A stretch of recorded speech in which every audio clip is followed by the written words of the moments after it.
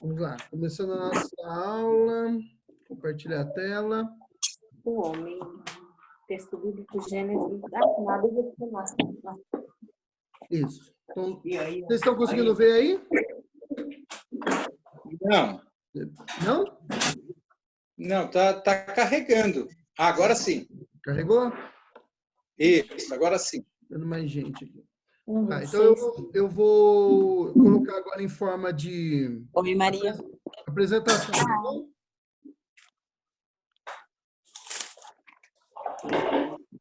Diogo, você pode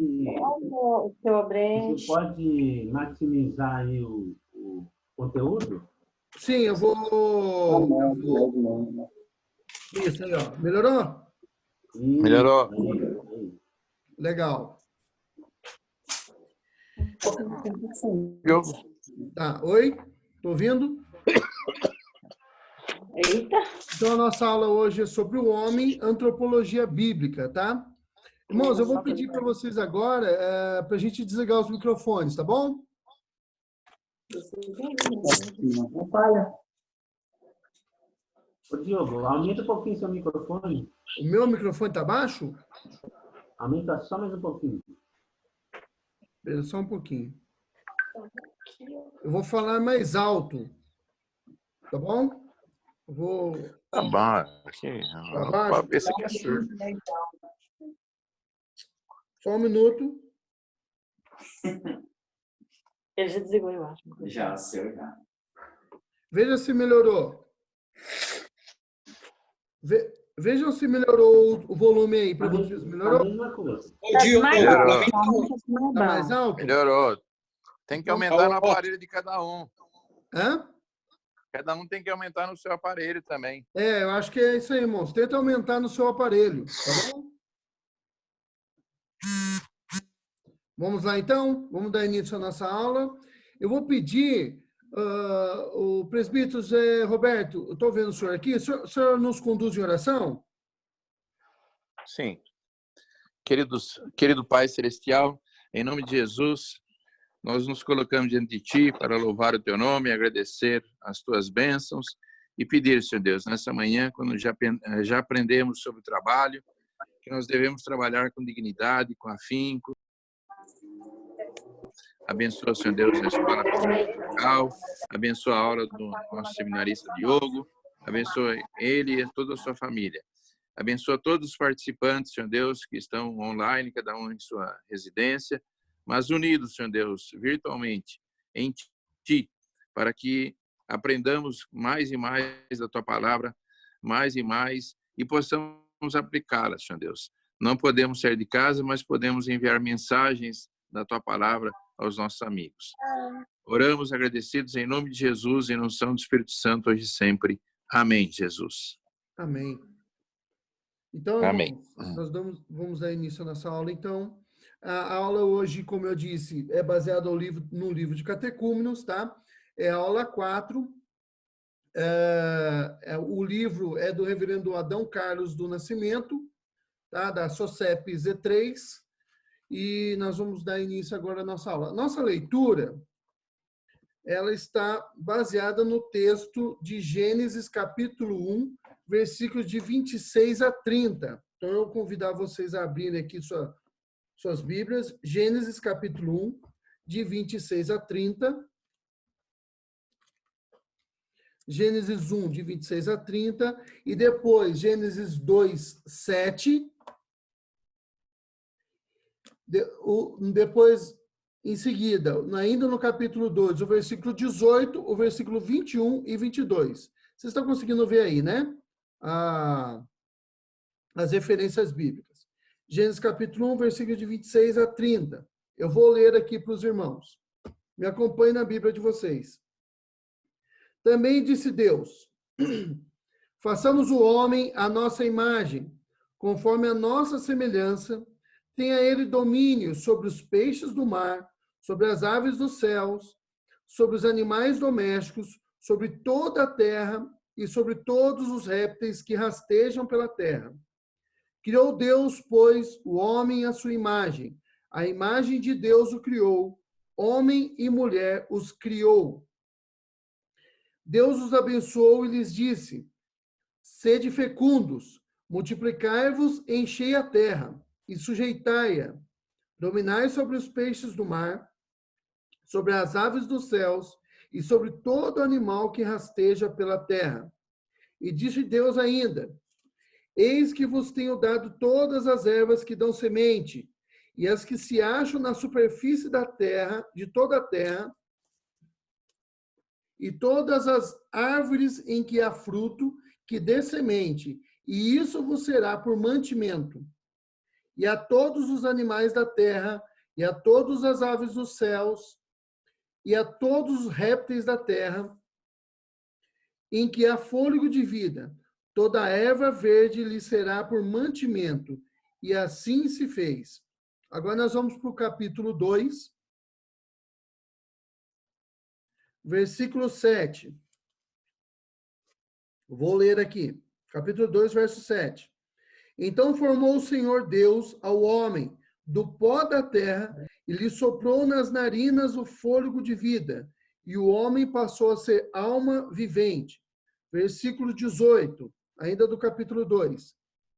E disse mais o Senhor Deus: não é bom que o homem esteja só. Far-lhe-ei uma auxiliadora que lhe seja idônea. Versículo 21. Então o Senhor Deus fez cair pesado sono sobre o homem, e este adormeceu. Tomou uma das suas costelas e fechou o lugar com carne. E a costela que o Senhor Deus tomara ao homem, transformou-a numa mulher e lhe a trouxe. Amém. Irmãos, tudo que existe teve um princípio, tá? O único ser do universo ou fora do universo, o único ser que existe, que não teve início é Deus, o Trino Deus. Todo o restante teve início, um dia foi criado, tá? E nós vamos falar desse ser que Deus criou, o homem. Nós faremos partindo do mais abrangente para o mais restrito, nós vamos analisar um pouco essa questão de quem o homem é. É lógico que nós não temos a pretensão de exaurir aqui o tema, tá? Nós também não vamos acabar a nossa aula hoje. Ela vai começar hoje e ela vai continuar nas aulas de catecúmenos em algumas semanas, porque semana que vem nós não teremos aula, porque é o Dia das Mães, então nós teremos somente a devocional com o pastor, e depois nós teremos os alunos serão dispensados, né? E na semana seguinte, muito provavelmente nós teremos a eleição da nossa igreja de pastores e diáconos, tá? Então, só depois dessas 2 semanas é que nós vamos continuar com essa aula. E aí a gente não sabe se a aula continuará online ou se teremos aula presencial lá na igreja. Espero que aí nós já estaremos no final de maio. Esperamos que nesse retorno às aulas a gente já possa estar lá na igreja, tá? Mas nós vamos analisar um pouco a respeito desse ser que Deus criou, o homem, tá bom? Bem, no texto que lemos também, nós encontramos algumas informações bastante interessantes que às vezes a gente não se atenta, tá? E eu quero comentá-las com vocês. Eu já vi algumas pessoas ensinando, e de forma errada, que no capítulo 1 de Gênesis, Deus cria o homem, e no capítulo 2 ele cria o homem de novo. Quem é esse homem que ele cria no capítulo 1 e quem é esse homem que ele cria no capítulo 2? Esse é um comentário, pode parecer bobo para alguns, mas talvez, porque já está isso sedimentado na mente, mas para alguns isso pode surgir uma dúvida. Ué, se ele já criou no 1, quem que ele está criando no capítulo 2? Irmãos, no capítulo 1 de Gênesis, nós temos um comentário resumido de toda a criação. Então, vai desde que no princípio criou Deus os céus e a terra, até a criação ali do homem. E no capítulo 2, é como se Moisés pegasse agora só a criação do homem e ele trouxesse para nós e falou: deixa eu explicar direitinho como que foi criado o homem, porque esse ser aqui é importante. tá? Essa informação é importante.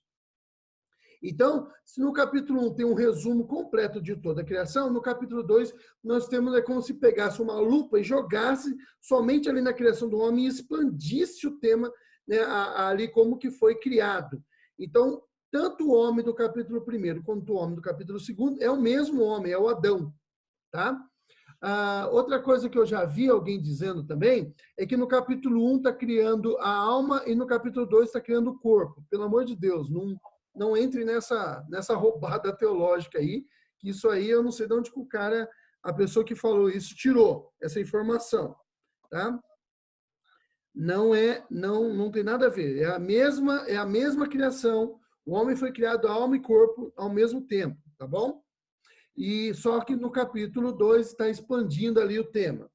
Outra questão aí é mais de curiosidade, é que se a gente for ler ali no finalzinho do capítulo, ali da narrativa da criação, do capítulo 1, nós vamos ver que inicialmente o homem não foi feito para comer carne, o homem foi feito para comer somente vegetais, tanto o homem quanto os próprios animais, tá? A gente encontra isso no versículo 29 e no versículo 30. Só foi permitido que o homem comesse carne após o dilúvio. Aí Deus permite o homem comer carne, tá? Quer dizer que o homem não comia carne antes do dilúvio? Ele muito provavelmente comia, mas aí era em forma de pecado, tá? E talvez seja esse um dos muitos, não era o único, tá? Um dos muitos pecados que a geração antes de Adão, ou melhor, desculpa, esquece o que eu acabei de falar, não é Adão. Não havia geração antes de Adão. A geração antes de Noé, ou a geração de Noé, praticava. Então, esse de matar animais era um dos pecados. Os animais começaram a comer carne também, mas isso é resultado do pecado. Não do pecado dos animais, do pecado de Adão. Tá bom? Tá claro isso daí, irmãos? Alguma dúvida? Só tomar um cafezinho aqui. Tá? Alguém está tomando café aí. Não esqueça de desligar o microfone, tá bom, irmão? Então, vamos lá. Seguindo aqui, então, com a nossa aula. Bom, o que a Confissão de Fé de Westminster fala sobre o assunto? Irmãos, eu estou lendo aqui com vocês a Confissão de Fé, porque eu acho que é uma coisa que todo crente tinha que fazer. Pelo menos no mínimo, o presbiteriano tem que fazer isso. Tá? É a Confissão de Fé. Irmãos, eu vou desligar os microfones aqui, porque tem um barulho entrando aí Alguém está com o microfone ligado. Desligue, por favor, o microfone. Eu não estou achando quem é que está com o microfone ligado aí, mas desligue, por favor. Eu estou escutando o barulho do café enchendo aí, está dando até vontade de tomar. Então, vamos lá. A Confissão de Fé de Westminster é algo que todos deveriam ler, todo presbiteriano deveria ler, tá? Você consegue, eu falei para vocês em aulas passadas, existe um aplicativo que você pode baixar no celular, é gratuito, que ele vem com a Bíblia, a versão que a gente usa, tá? A versão Almeida, vista e atualizada. Ele vem com símbolos de fé, ou seja, então vem a Confissão de Fé e o nosso Inário Novo Cântico, tá bom? Eu recomendo bastante que vocês baixem esse aplicativo, ele é uma bíbliazinha preta, que tem a sarça pegando fogo preta, tá? Tem um também, que é uma verdinha também, que tem a sarça pegando fogo verdinha, igual o símbolo da igreja presbiteriana, também só que ele tem muita informação ali, às vezes você pode se perder nas informações. Alguém levantou? Lohane, pode falar. Abre o microfone e fala.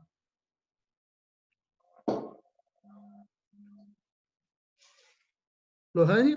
Só tá arrumando aqui a dela. Não foi nada, não. Então tá bom. Beleza. Continuando aqui, então, com a nossa aula. Tudo bom, Daniel? Daniel é o esposo da Lohane. Tudo bem? Tudo bom, graças a Deus. Isso aí. Tudo bem. Beleza. Vamos lá, então. A Confissão de Fé de Westminster, no capítulo 4, ela trata a respeito da criação. Então, o primeiro ponto aqui do capítulo 4, ele diz o seguinte.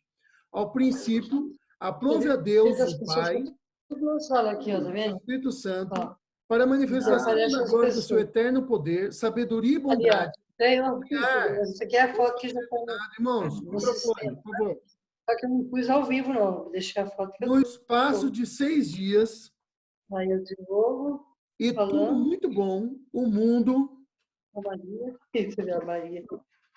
Essas fotos mostrando a Maria, a o Joana, mundo na e sala. tudo que nele há, visíveis ou invisíveis. E aí tem as passagens bíblicas que nos ajuda aí a entender isso daí. Então, o primeiro ponto aqui da Confissão de Fé de Westminster, ela trata de uma questão mais ampla, tá? De toda a criação. E no segundo ponto do capítulo 4 diz o seguinte: depois de haver feito as outras coisas, ou outras criaturas, Deus criou o homem, macho e fêmea, com almas racionais e imortais, e dotou-as de inteligência, retidão e perfeita santidade, segundo a sua própria imagem, tendo a lei de Deus escrita em seus corações e o poder de cumpri-la, mas com a possibilidade de transgredi-la, sendo deixados à liberdade da sua própria vontade, que era mutável. Então, só um minutinho aqui. Olha só o que está dizendo aqui, ó. Deus colocou a lei dele no coração do homem, com a possibilidade de cumpri-la, o poder de cumpri-la, melhor dizendo, é mais do que a possibilidade, o poder de cumpri-la. Tá? E, porém, com a possibilidade de transgredir. Quem era esse homem que tinha essa possibilidade? Adão. Tá? Tanto Adão quanto Eva. Eles tinham poder para cumprir a vontade de Deus, a lei de Deus, mas eles tinham a possibilidade de transgredi-la. Tá? Nós, hoje, após o pecado de Adão, nós não temos mais o poder para cumprir a lei de Deus. Tá? E não temos mais a possibilidade de transgredi-la. A gente não consegue não transgredir. A verdade é essa, tá bom? A possibilidade é muito grande, é total, é plena. Nós transgredimos com certeza, tá? Olha o que ele continua dizendo aqui.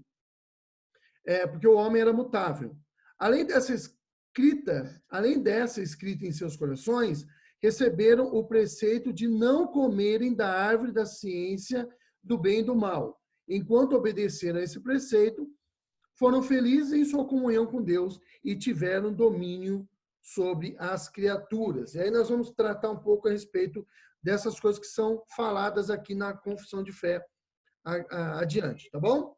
Aí tem as passagens bíblicas de Gênesis capítulo 1, versículo 27, alguns que nós lemos, né? E outros textos, Salmo 8:5, Eclesiastes, enfim, tem alguns textos aqui que vocês podem acompanhar.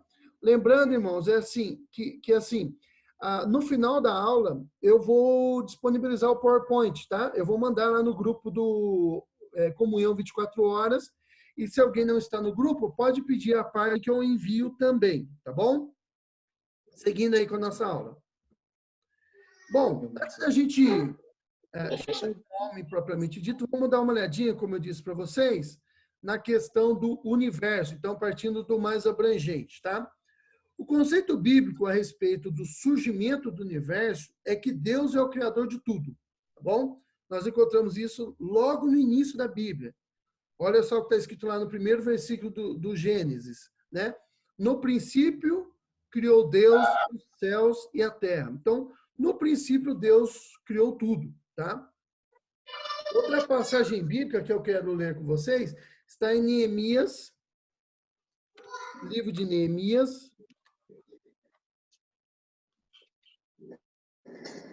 capítulo 9, verso 6.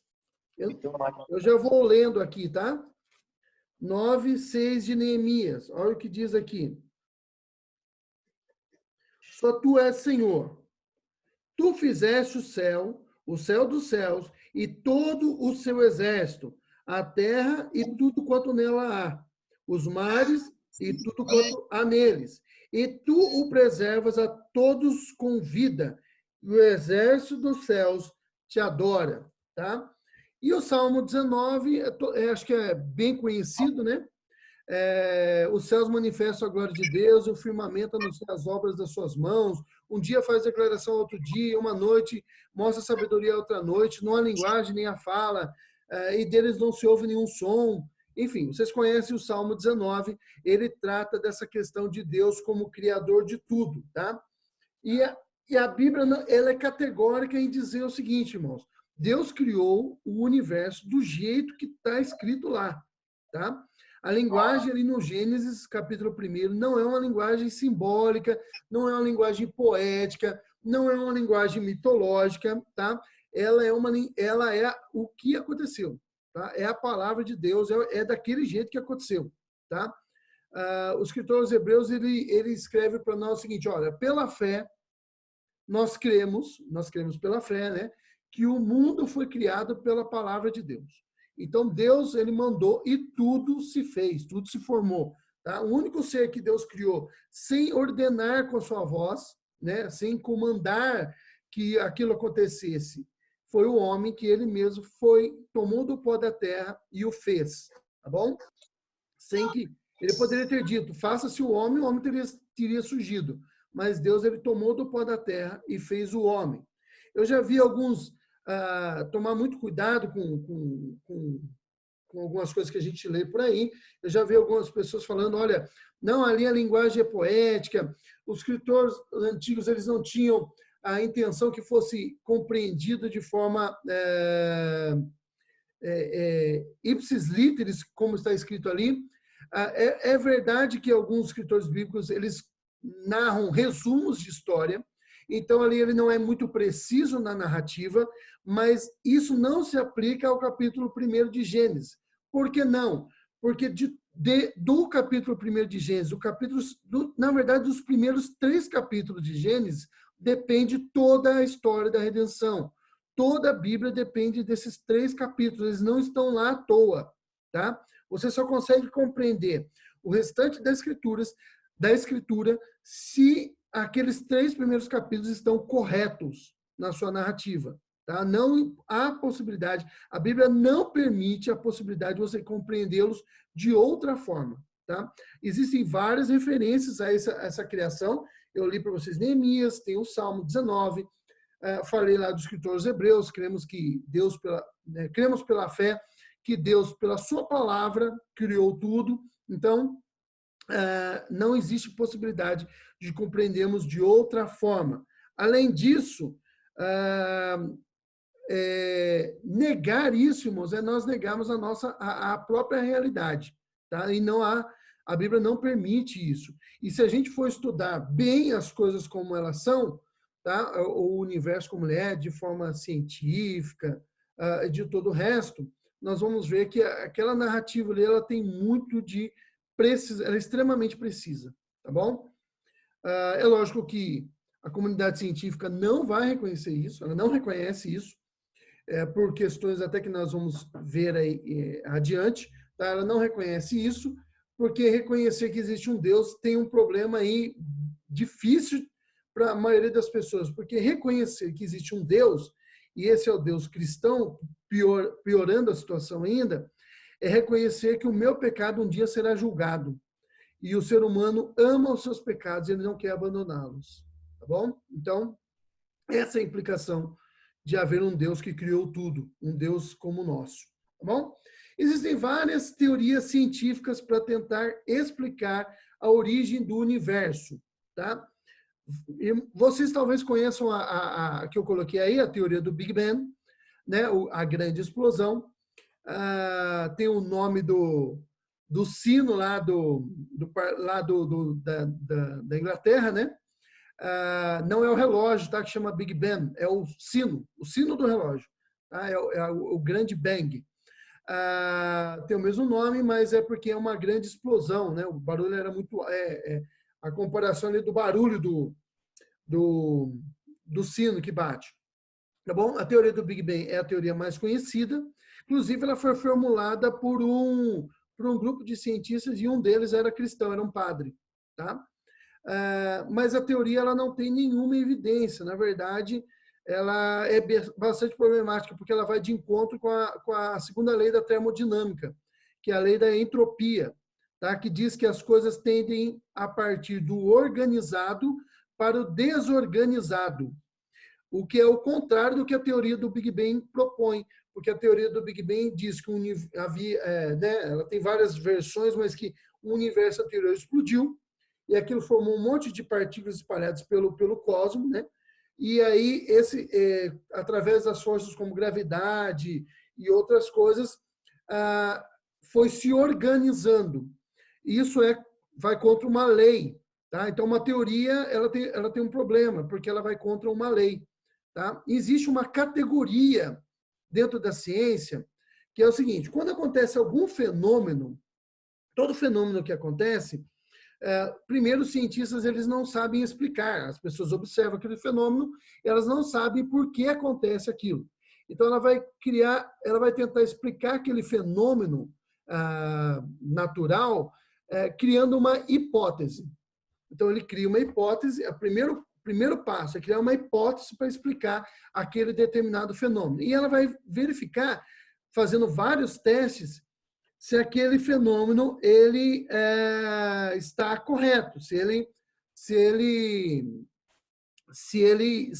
ele funciona em todos os casos. Se isso acontecer, ele passa para a categoria de teoria, tá bom? E aí eles vão aplicar novos testes a essa teoria, e se ela for confirmada em todos os casos, então se estabelece uma lei. Então quer dizer que aquilo é verdade científica. A teoria do Big Bang, irmãos, na verdade não é nem teoria, ela é uma hipótese, porque você não conseguiu explicar nada a respeito, não tem evidência nenhuma. A primeira evidência é que essa teoria ela teria que ser replicada em laboratório. Não tem como replicá-la em laboratório. Então, o que você faz é pressupor que ela é uma teoria e dar a ela o status de teoria sem que ela tenha alguma evidência científica. Mas se não há evidência científica, o que eles defendem? Porque o oposto disso seria acreditar que existe um Deus que criou, tá bom? Existem outras teorias, existe, por exemplo, a teoria das cordas, que ela é aplicada àquela questão do multi-universo, ou seja, existe uma infinidade de universos que estão paralelos em frequências diferentes e que todos eles influenciam um no outro. É uma teoria bem louca que também não tem evidência nenhuma, tá? Um dos grandes defensores da teoria das cordas era aquele físico que morreu recentemente, que tinha problemas, ele tinha uma doença degenerativa, agora fugiu o nome dele agora, Stephen Hawking, tá? Lembrei. Stephen Hawking, ele que defendia uma teoria dessa naquele livro dele, O Universo na Casca, né? O Universo na Casca de Nós, tá bom? Bom, seguindo aqui, irmãos, daqui a pouquinho nós vamos dar um intervalo, tá? Lembrando que a nossa aula, por causa do Zoom, a gente dá um intervalo, bebe uma água, depois a gente retorna neste mesmo link, tá bom? Vamos seguir aqui. Assim, olha só uma frase interessante para a gente pensar, refletir sobre ela. A ciência nada diz. Eu não sei quem é o autor dessa frase, tá? Eu li ela há muito tempo, mas ela é muito propícia para o nosso estudo aqui hoje. A ciência nada diz. Quem diz são os cientistas, tá? A ciência já provou. A ciência não prova nada. Quem prova alguma coisa são os cientistas. E você ficaria surpreso de quão pouco científicos são cientistas, tá? Outra frase. Então, o que essa frase de cima quer dizer? Que muitos cientistas, eles são poucos cientistas, tá? Ou científicos, ao propor algumas explicações, tá bom? Muito do que a gente considera ciência, daqui 50 anos as pessoas vão olhar para trás, vão dar risada e vão falar que a gente era louco, né? Eu falo isso porque no estudo de história existe uma adaptação da teoria da evolução chamada darwinismo social, que dizia que havia escalas de desenvolvimento de sociedade e que nesse desenvolvimento de sociedade as pessoas tinham a tendência de partir do mais primitivo para o mais civilizado. E que sociedades estariam no mais primitivo? Eles diziam que eram os negros. Os negros eles eram os povos mais primitivos. Tá? E o branco ele estaria numa escala mais desenvolvida. Essa teoria científica, na época era considerada teoria científica, ela que permitiu que no século XIX e até o início do século XX, os europeus invadissem o continente africano e dividissem entre si o continente africano. Tá? Inclusive, o desdobrar dessa teoria darwinista, esse darwinismo social, foi o nazismo. Tá? Porque ele dizia que, além do branco, tinha mais uma classe superior. Qual era essa classe? Os arianos. Tá bom? Então, hoje a gente olha para trás e fala, meu Deus, isso é tolice. Né? Onde já se viu ensinar uma coisa dessa? Mas era considerada ciência naquela época. Tá bom? Não existe ninguém neutro. Ninguém é isento. Só um tolo pensaria isso. Ninguém é isento, irmãos. Aquela ideia que nós temos, iluminista, positivista, de que o cientista ele entra no laboratório, ele deixa todos os seus pressupostos para trás e ele vai só focar no resultado da experiência, isso é uma ilusão. Tá? Eu pesquei aqui uma frase do Carl Sagan. Carl Sagan. Tá? Que ele diz o seguinte, olha... E aí eu já vou parar aqui, vou dar nosso intervalo aqui, tá bom? Que a gente já está chegando no finalzinho de nossa aula. Olha o que ele diz. A nossa disposição, os grifos em vermelhos aqui são meus, tá? Eu que coloquei. A nossa disposição de aceitar alegações científicas que vão contra o senso comum é a chave para o entendimento da verdadeira luta entre a ciência e o sobrenatural. Não é que os métodos e as instituições científicas, de algum modo, nos obriguem a aceitar uma explicação material do mundo dos fenômenos, mas, ao contrário, somos forçados por nossa adesão a priori, ou seja, a nossa adesão é inicial, tá? Conhecimento ou justificação independente da experiência. Então, assim, antes de ter feito a experiência, eles já entram com pressupostos. Eles já entram com alguma explicação já pronta, tá? Então, a adesão deles é às causas materiais, ou seja, ao materialismo. A criar um aparato de investigação, um conjunto de conceitos que produzam explicações materiais, por mais contra-intuitivas que sejam. Ou seja, o que o Carl Sagan está dizendo aqui? Ó? Nós temos uma obrigação contraída anteriormente de qualquer experiência de explicar o mundo de forma material. Por mais que a experiência nos conduza a ver que aquela explicação não é verdadeira, nós vamos continuar defendendo e nós vamos trabalhar para que ela leve a essa explicação, tá? Para que o materialismo se firme, ou seja, para a gente explicar o mundo de forma natural. Tá? Já li essa parte, por mais difíceis de compreender que sejam para os não iniciados, ou seja, ele usa até um conceito aqui, iniciado, é um termo que a gente usa até para quem está é um termo religioso que a gente usa às vezes, tá? Um termo que a gente usa até para sociedades secretas. Tá? O iniciado é alguém que pertence a um determinado grupo, tá? Ele tem um compromisso. Por ele ser um cientista, ele tem um compromisso, né, de conduzir as suas experiências de uma forma que ela dê o resultado que eles querem. Ou seja, não é o resultado que importa, é o que nós queremos que seja explicado, tá bom?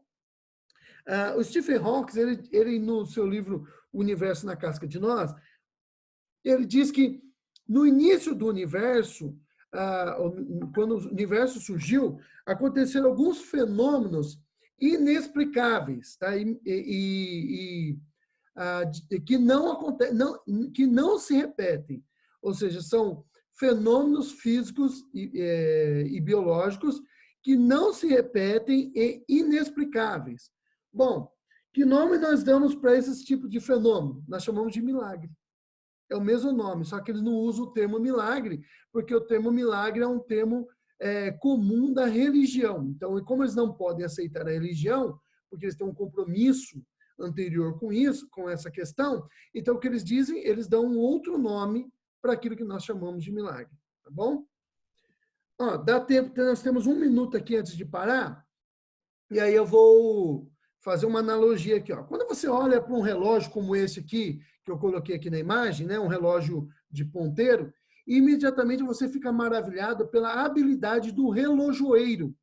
Todo mundo que olha um relógio desse, com as engrenagens funcionando, o tempo certinho, tudo ali encaixado certinho, você olha e fala, cara, puxa vida, que coisa maravilhosa, né?